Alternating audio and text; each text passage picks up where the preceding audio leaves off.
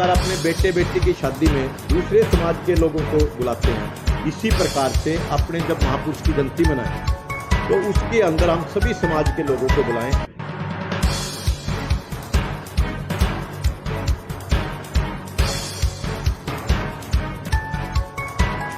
हमारे सफीदो विधानसभा में 190 बूथ है और लगभग 3344 पन्ना प्रमुख हैं और उनका एक सम्मेलन जिसमें जब भी प्रदेश नेतृत्व उस समय संगठन को देगा उस कार्यक्रम को हम भव्य तरीके से करें।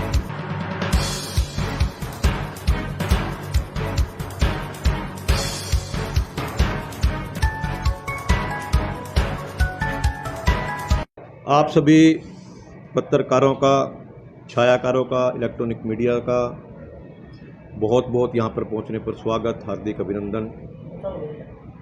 आज का जो ये मीटिंग थी, जो कार्यक्रम में कार्यकर्ताओं ने बदल दी, उसके लिए मैं अपने कार्यकर्ताओं का भी बहुत बहुत धन्यवाद करता हूँ। आज हमने ये मीटिंग राष्ट्रीय कीर्ति आह्वान समिति के बैनर के नीचे बुलाई थी, क्योंकि आपने देखा होगा कि राष्ट्रीय कीर्ति आह्वान समिति, जिसका मैं राष्ट्रीय संयोजक हूँ, हमने 15 प्रदेश के अंदर राष्ट्रीय कीर्ति आह्वान समिति के अंतर्गत कार्य किए हैं और जितने महापुरुष हुए उन्होंने किसी न किसी समाज में जन्म लिया, लेकिन हमने उनको अपने तक ही सीमित रख लिया। उस समाज ने दूसरे समाज को बहुत कम इन्वॉल्व करा। तो राष्ट्रीय कीर्ति आह्वान समिति की परिकल्पना है कि हम जिस प्रकार अपने बेटे बेटी की शादी में दूसरे समाज के लोगों को बुलाते हैं, इसी प्रकार से अपने जब महापुरुष की जयंती मनाएं तो उसके अंदर हम सभी समाज के लोगों को बुलाएं, ताकि महापुरुषों ने क्या किया उनके बारे में सबको पता लग सके। नहीं, अपने को सबको पता है, परशुराम जयंती ब्राह्मण समाज मनाएगा, अग्रसेन जयंती अग्रवाल समाज मनाएगा, रविदास जयंती रविदास समाज मनाएगा, वाल्मीकि जयंती वाल्मीकि समाज मनाएगा। इसी प्रकार सभी समाज अपनी अपनी जयंती मनाएं, अच्छी बात है, अपने महापुरुष को याद करें, अच्छी बात है। लेकिन राष्ट्रीय कीर्ति आह्वान समिति का एक ही सोच है कि जिस प्रकार बेटा बेटी की शादी में हम अपने दूसरे साथियों बुलाते हैं और समाज के लोगों को भी जयंती में बुलाएंगे। और कई जगह इसका मुझे बहुत अच्छा परिणाम भी मिला। इस कार्यक्रम के नाते मुझे मदुरई भी जाने का मौका मिला, इंदौर भी कार्यक्रम किया, बॉम्बे भी कार्यक्रम किया, अभी कोरोना काल के अंदर इंदौर में भी कई कार्यक्रम था, होलकर बाई जयंती मनाई थी। और उसी के साथ साथ जयपुर में, दिल्ली में, अमृतसर से भी हमने एक नगर कीर्तन निकाला था जो लाल किले तक कार्यक्रम किया था। अनेक जगह हरियाणा, उत्तर प्रदेश, पंजाब के कहीं गांव में जाकर इस प्रकार के कार्यक्रम करने का मौका मिला और जनता ने इसको बहुत सराहा। लेकिन बीच में 2 साल कोरोना के आने की वजह से ये स्थिति थोड़ी सी कमज़ोर हो गई और ये इसकी रफ्तार तेज पकड़े।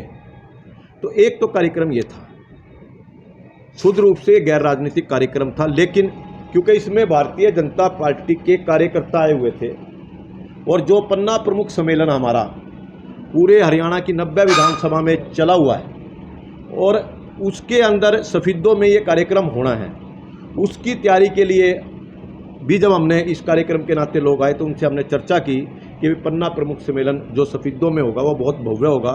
हमारे सफीदो विधानसभा में 190 बूथ है और लगभग 3344 पन्ना प्रमुख हैं और उनका एक सम्मेलन जिसमें जब भी प्रदेश नेतृत्व उस समय संगठन को देगा उस कार्यक्रम को हम भव्य तरीके से करेंगे। और निश्चित रूप से आज मुझे बहुत ऐसे साथी आए जिन्होंने मेरा हौसला बढ़ाया और वो सबसे बड़ी बात क्या थी कि आपने देखा कि निचला हाल भी और ऊपरला हाल भी, ये तो हमने एक थोड़ी सी व्यवस्था का इंतजाम कर लिया था, गर्मी का समय था और बहुत अच्छी संख्या के अंदर लोग आए, कार्यकर्ता आए, उनका बहुत बहुत धन्यवाद।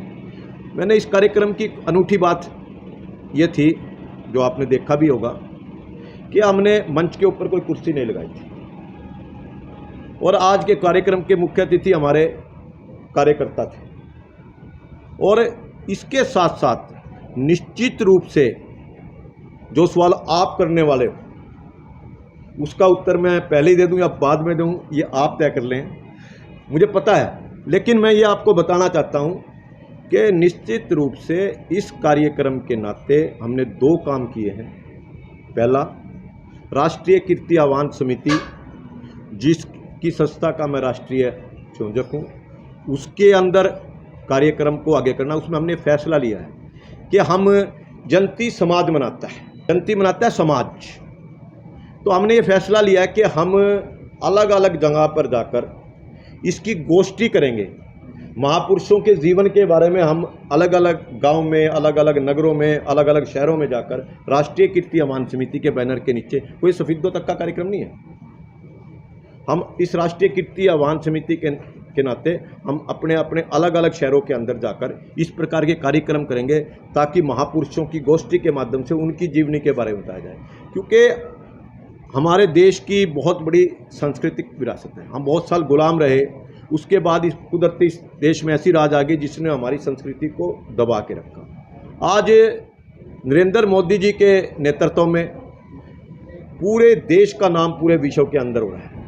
आज देश की जो व्यवस्था थी, आर्थिक व्यवस्था 10 में से 5वें नंबर पर आई है। बहुत ऐसे फील्ड हैं जिसके अंदर आप ये मान के चलना कि निश्चित रूप से देश ने तरक्की करी है। आज पूरा देश मोदी जी को देख रहा है और पूरा देश मोदी जी को तीसरी बार प्रधानमंत्री बनाया जा रहा है, और हरियाणा के अंदर भी तीसरी बार भारतीय जनता पार्टी की सरकार बनेगी। इतना ही मुझे निवेदन करना था। तो सम्मेलन आप कराएंगे कहाँ पर कराएंगे? पहले तो मैं सम्मेलन मैं नहीं कराऊंगा, सम्मेलन भारतीय जनता पार्टी का संगठन करेगा। वो भारतीय जनता पार्टी का एक सिस्टम है, जो भारतीय जनता पार्टी का जो सिस्टम है, क्योंकि पहले क्या है, जीतते हुए विधायकों के जिम्मे था, यहाँ पर हारा हुआ प्रत्याशी था, तो हारे हुए प्रत्याशी ने करना था, उन्होंने अभी तक नहीं किया। और उसके बाद अब संगठन जिस भी कार्यकर्ताओं की ड्यूटी लगाएगा, व्यक्तिगत नहीं है किसी का कार्यक्रम, वो संगठन का कार्यक्रम है। वो पन्ना प्रमुख सम्मेलन एक भव्य पन्ना प्रमुख होगा।